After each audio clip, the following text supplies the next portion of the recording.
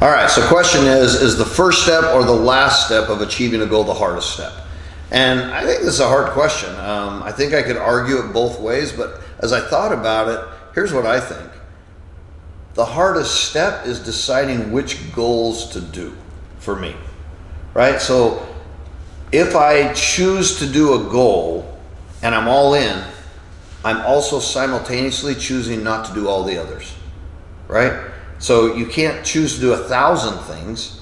So trying to figure out which is the thing to do may be the hardest step for me.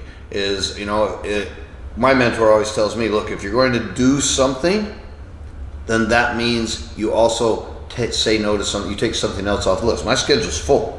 So if I'm going to say yes to a new thing, I also have to decide which thing I'm now going to take off.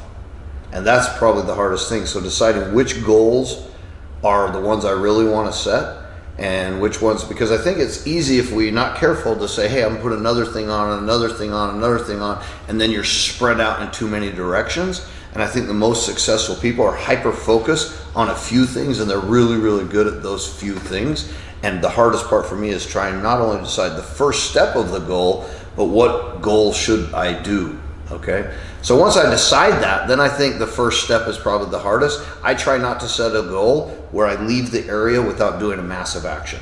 What is the goal? I'm gonna take an action right now to help me leap me forward to doing that goal. And then once momentum starts, momentum is easier, right?